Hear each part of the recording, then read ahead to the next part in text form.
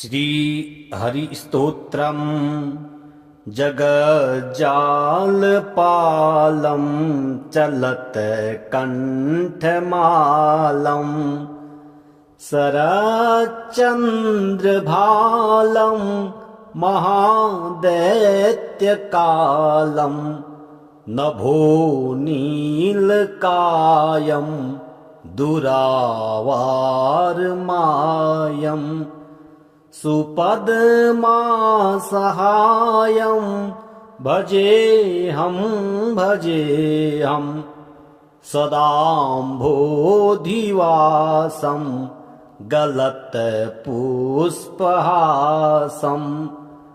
जगत्सन्निवासं शतादित्यभासं गदाचक्रशस्त्रं लसत्पीतवस्त्रं हसच्चारुवक्त्रं भजेऽहं रमाकण्ठहारं श्रुतिव्रातसारं जलान्तर्विहारं धराभारहारं चिदानन्दरूपं मनोज्ञस्वरूपं धृतानेकरूपं भजेऽहं जराजन्महीनं परानन्दपीनं समाधानलीनं सदैवानवीनं जगज्जन्महेतुं सुरानीककेतुं त्रिलोकैकसेतुं भजेऽहं कृताम्नाय गानं खगाधीसमानं विमुक्तेर्निदानं हरारातिमानं स्वभक्तानुकूलं जगद्वृक्षमूलं निरस्तार्थशूलं भजेऽहं समस्तामरेशं द्विरेभाफकेशं जगद्बिम्बलेशं हुदाकाशदेशं सदा दिव्यदेहं विमुक्ताखिलेऽहं सुवैकुण्ठगेऽहं भजेऽहं सुरालिबलिष्ठं त्रिलोकीवरिष्ठं गुरूणां गरिष्ठं स्वरूपैकनिष्ठं सदा युद्धधीरं महावीरवीरं महाम्भोधितीरं भजेऽहं रमावामभागं तलानग्रनागं कृताधीययागं गतारागरागं मुनीन्द्रः सुगीतं सुरसम्परीतं गुणैर्धैरतीतं भजेऽहं इदं यस्तु नित्यं समाधाय चित्तं पठेदष्टकं कण्ठहारं मुरारिः स विष्णोर्विशोकं ध्रुवं याति लोकं जराजन्मशोकं पुनर्विन्दते नो। जगज्जालपालं चलत्कण्ठमालं शरच्चन्द्रभालं महादैत्यकालं नभोनीलकायं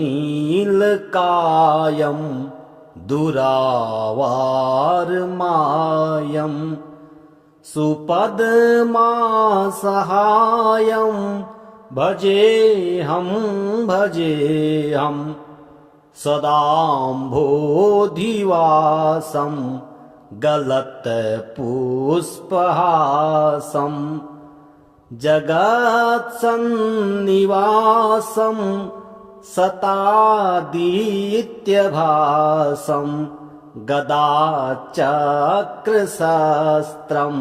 लसत्पीतवस्त्रं हसच्चारुवक्त्रं भजेऽहं रमाकण्ठहारं श्रुतिव्रातसारं जलान्तर्विहारं धराभारहारं चिदानन्दरूपं मनोज्ञस्वरूपं धृतानेकरूपं भजेऽहं जराजन्महीनं परानन्दपीनं समाधानलीनं सदैवानवीनं जगज्जन्महेतुं सुरानीककेतुं त्रिलोकैकसेतुं भजेऽहं कृताम्नाय गानं खगाधीसमानं विमुक्तेर्निदानं हरारातिमानं स्वभक्तानुकूलं जगद्वृक्षमूलं निरस्तार्थशूलं भजेऽहं समस्तामरेशं द्विरीभाफकेशं जगद्बिम्बलेशं हुदाकाशदेशं सदा दिव्यदेहं विमुक्ताखिलेऽहं सुवैकुण्ठगेऽहं भजेऽहं सुरालिबलिष्ठं त्रिलोकीवरिष्ठं गुरूणां गरिष्ठं स्वरूपैकनिष्ठं सदा युद्धधीरं महावीरवीरं महाम्भोधितीरं भजेऽहं रमावामभागं तलानग्रनागं कृताधीययागं गतारागरागं मुनीन्द्रः सुगीतं सुरसम्परीतं गुणैर्धैरतीतं भजेऽहम् इदं यस्तु नित्यं समाधाय चित्तं पठेदष्टकं कण्ठहारं मुरारिः स विष्णोर्विशोकं ध्रुवं याति लोकं जराजन्मशोकं पुनर्विन्दते नो। जगज्जालपालं चलत्कण्ठमालं शरच्चन्द्रभालं महादैत्यकालं नभोनीलकायं दुरावारमायं सुपद्मासहायं भजेऽहं सदाम्भोधिवासं गलत्पुष्पहासं जगत्सन्निवासं शतादित्यभासं गदाचक्रशस्त्रं लसत्पीतवस्त्रं हसच्चारुवक्त्रं भजेऽहं रमाकण्ठहारं श्रुतिव्रातसारं जलान्तर्विहारं धराभारहारं चिदानन्दरूपं मनोज्ञस्वरूपं धृतानेकरूपं भजेऽहं जराजन्महीनं परानन्दपीनं समाधानलीनं सदैवानवीनं जगज्जन्महेतुं सुरानीककेतुं त्रिलोकैकसेतुं भजेऽहं कृताम्नायगानं खगाधीसमानं विमुक्तेर्निदानं हरारातिमानं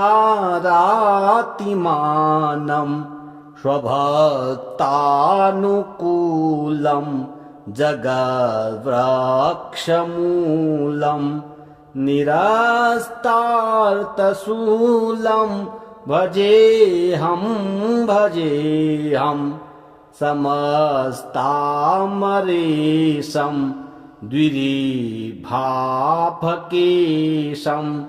जगद्बिम्बलेशं हुदाकाशदेशं सदा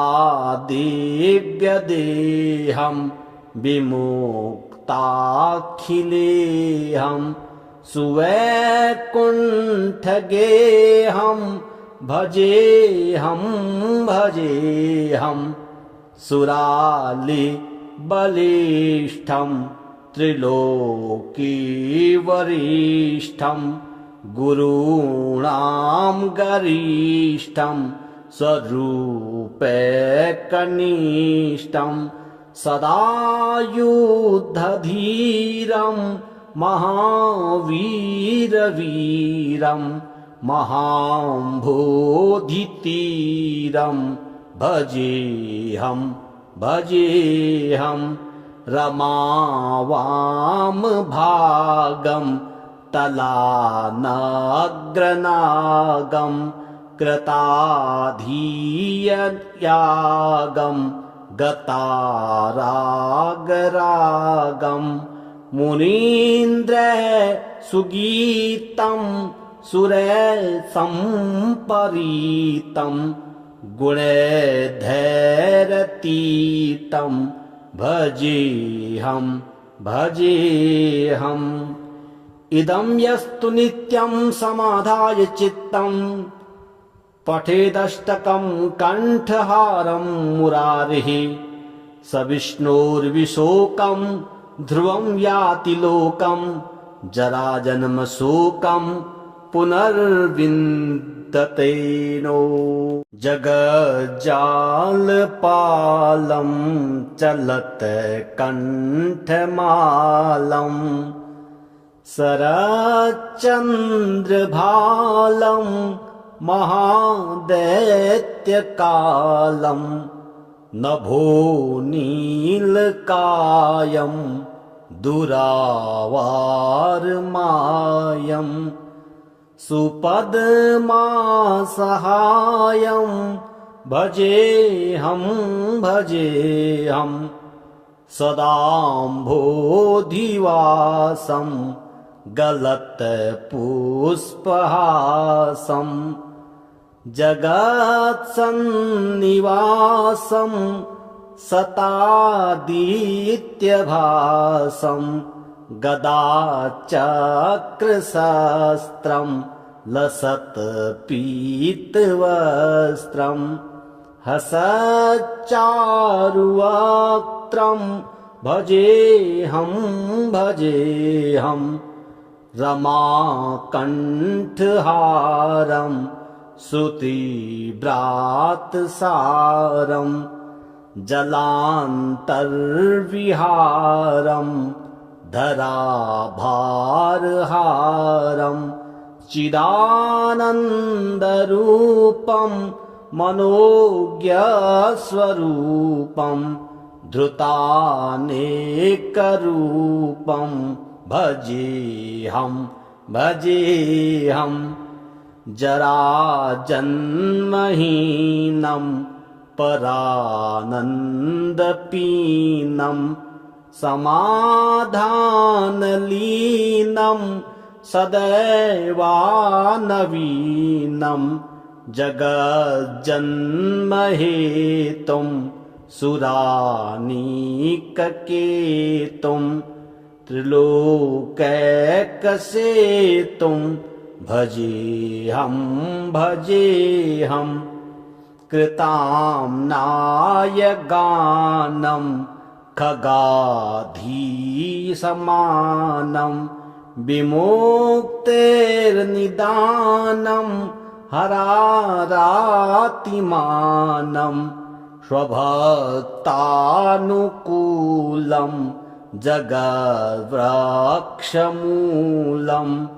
निरस्तार्थशूलं भजेऽहं समस्तामरेशं द्विरेभाफकेशं जगद्बिम्बलेशं हुदाकाशदेशं सदा दिव्यदेहं विमुक्ताखिलेऽहं सुवैकुण्ठगेऽहं भजेऽहं सुरालिबलिष्ठं त्रिलोकीवरिष्ठं गुरूणां गरिष्ठं स्वरूपैकनिष्ठं सदा युद्धधीरं महावीरवीरं महाम्भोधितीरं भजेऽहं रमावामभागं तलानग्रनागं कृताधीययागं गतारागरागं मुनीन्द्रः सुगीतं सुरसम्परीतं गुणैर्धैरतीतं भजेऽहम् इदं यस्तु नित्यं समाधाय चित्तं पठेदष्टकं कण्ठहारं मुरारिः स विष्णोर्विशोकं ध्रुवं याति लोकं जराजन्मशोकं पुनर्विन्दते नो। जगज्जालपालं चलत्कण्ठमालं शरच्चन्द्रभालं महादैत्यकालं नभोनीलकायं दुरावारमायं सुपद्मासहायं भजेऽहं सदाम्भोधिवासं गलत्पुष्पहासं जगत्सन्निवासं शतादित्यभासं गदाचक्रशस्त्रं लसत्पीतवस्त्रं हसच्चारुवक्त्रं भजेऽहं रमाकण्ठहारं श्रुतिव्रातसारं जलान्तर्विहारं धराभारहारं चिदानन्दरूपं मनोज्ञस्वरूपं धृतानेकरूपं भजेऽहं जराजन्महीनं परानन्दपीनं समाधानलीनं सदैवानवीनं जगज्जन्महेतुं सुरानीककेतुं त्रिलोकैकसेतुं भजेऽहं कृताम्नाय गानं खगाधीसमानं विमुक्तेर्निदानं हरारातिमानं स्वभक्तानुकूलं जगद्वृक्षमूलं निरस्तार्थशूलं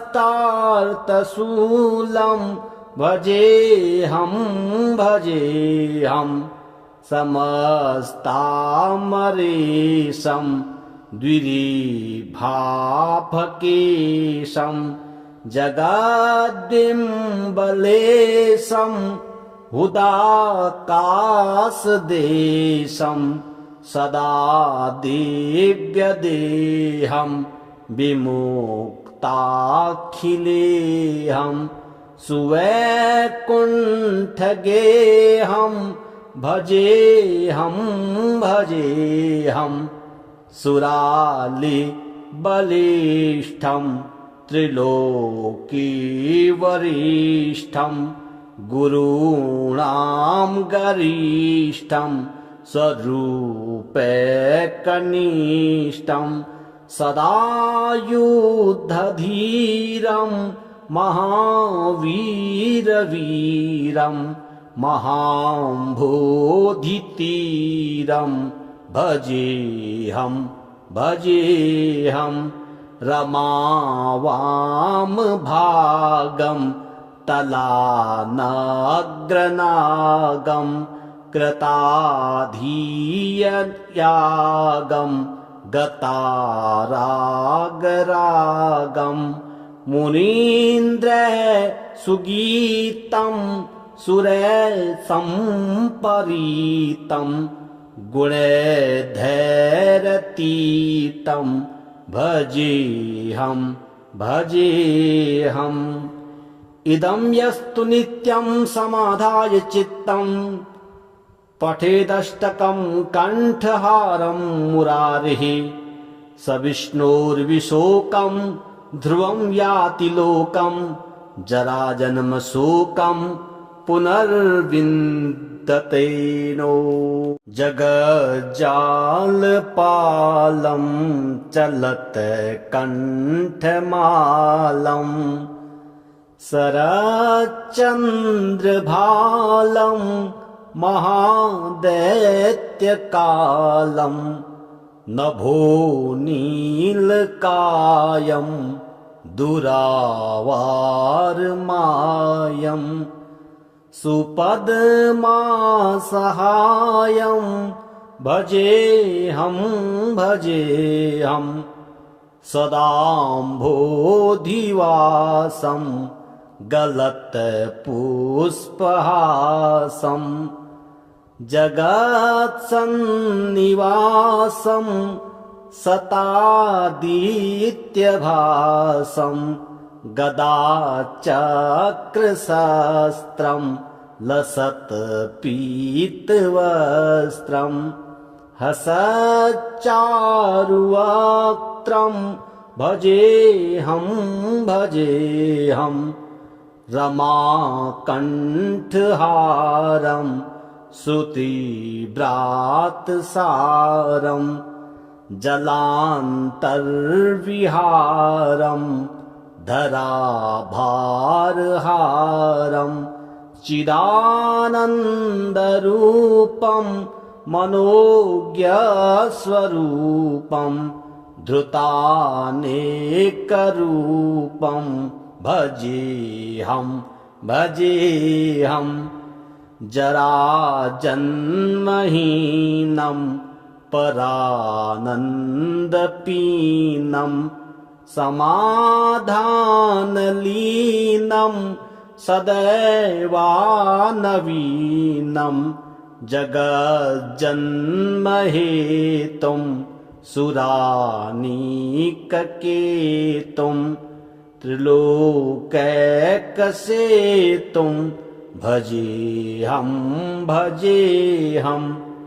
कृताम्नाय गानं खगाधीसमानं विमुक्तेर्निदानं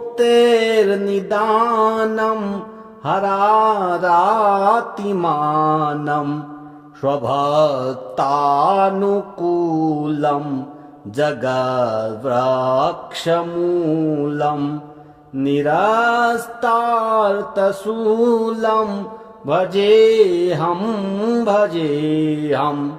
समस्तामरेशं द्विरेभाफकेशं जगद्बिम्बलेशं हुदाकाशदेशं सदा दिव्यदेहं विमुक्ताखिलेऽहं सुवैकुण्ठगेऽहं भजेऽहं सुरालिबलिष्ठं त्रिलोकीवरिष्ठं गुरूणां गरिष्ठं स्वरूपैकनिष्ठं सदा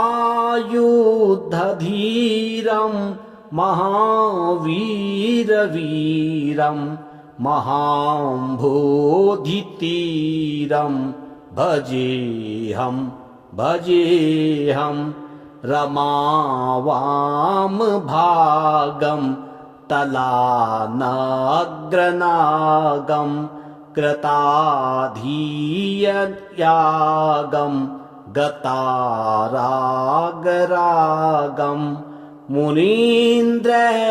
सुगीतं सुरसम्परीतं गुणैर्धैरतीतं भजेऽहम्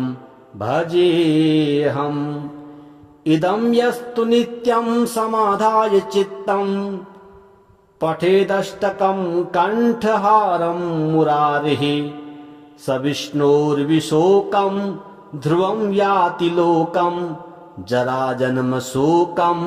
पुनर्विन्दते नो जगज्जालपालं चलत्कण्ठमालं शरच्चन्द्रभालं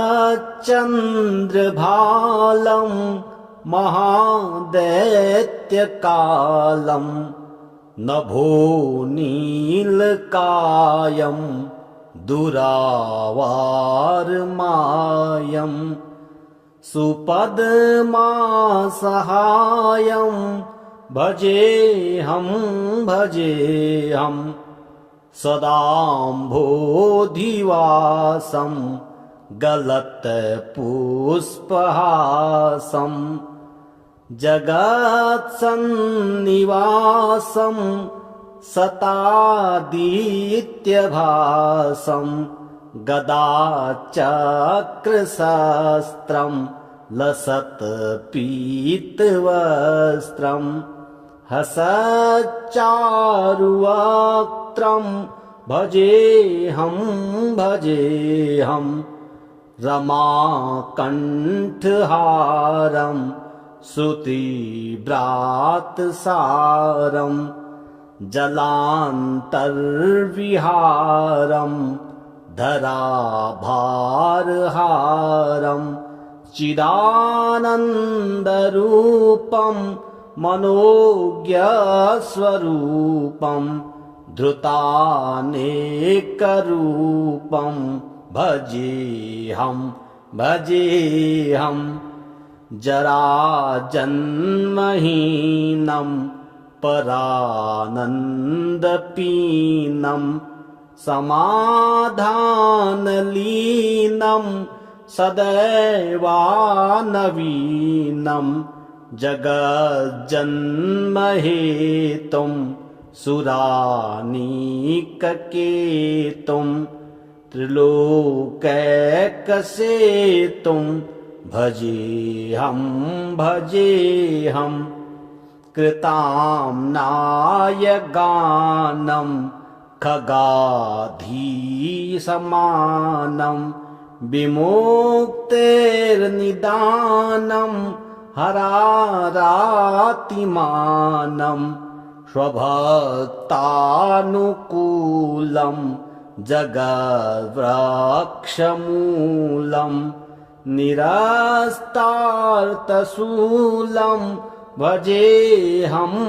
भजेऽहं समस्तामरेशं द्विरेभाफकेशं जगद्बिम्बलेशं हुदाकाशदेशं सदा दिव्यदेहं विमुक्ताखिलेऽहं सुवैकुण्ठगेऽहं भजेऽहं सुरालिबलिष्ठं त्रिलोकीवरिष्ठं गुरूणां गरिष्ठं स्वरूपैकनिष्ठं सदा युद्धधीरं महावीरवीरं महाम्भोधितीरं भजेऽहं रमावामभागं तलानग्रनागं कृताधीययागं गतारागरागं मुनीन्द्रः सुगीतं सुरसम्परीतं गुणैर्धैरतीतं भजेऽहम् इदं यस्तु नित्यं समाधाय चित्तं पठेदष्टकं कण्ठहारं मुरारिः स विष्णोर्विशोकं ध्रुवं याति लोकं जराजन्मशोकं पुनर्विन्दते नो जगज्जालपालं चलत्कण्ठमालं शरच्चन्द्रभालं महादैत्यकालं नभो नीलकायं दुरावारमायं सुपद्मासहायं भजेऽहं भजेऽहं सदाम्भोधिवासं गलत्पुष्पहासं जगत्सन्निवासं सतादित्यभासं गदाचक्रशस्त्रं लसत्पीतवस्त्रं हसच्चारुवक्त्रं भजेऽहं भजेऽहं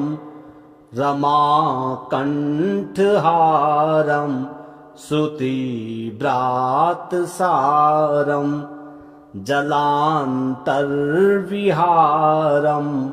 धराभारहारं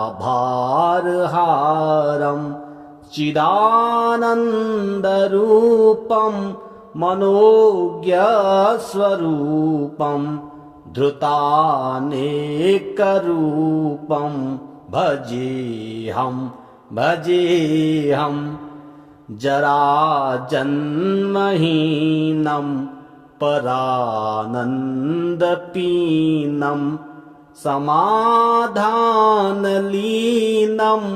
सदैवानवीनं जगज्जन्महेतुं सुरानीककेतुं त्रिलोकैकसेतुं भजेऽहं भजेऽहं कृताम्नाय गानं खगाधीसमानं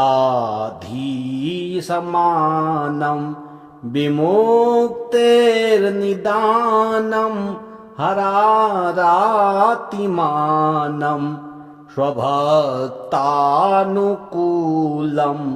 जगद्वृक्षमूलं निरस्तार्थशूलं भजेऽहं भजेऽहं समस्तामरेशं द्विरेभाफकेशं जगद्बिम्बलेशं हुदाकाशदेशं सदा दिव्यदेहं विमुक्ताखिलेऽहं सुवैकुण्ठगेऽहं भजेऽहं भजेऽहं सुरालिबलिष्ठं त्रिलोकीवरिष्ठं गुरूणां गरिष्ठं स्वरूपैकनिष्ठं सदा युद्धधीरं महावीरवीरं महाम्भोधितीरं भजेऽहं भजेऽहं रमावामभागं तलानग्रनागं कृताधीययागं गतारागरागं मुनीन्द्रः सुगीतं सुरसम्परीतं गुणैर्धैरतीतं भजेऽहं भजेऽहम् इदं यस्तु नित्यं समाधाय चित्तं पठेदष्टकं कण्ठहारं मुरारिः स विष्णोर्विशोकं ध्रुवं याति लोकं जराजन्मशोकं पुनर्विन्दते नो।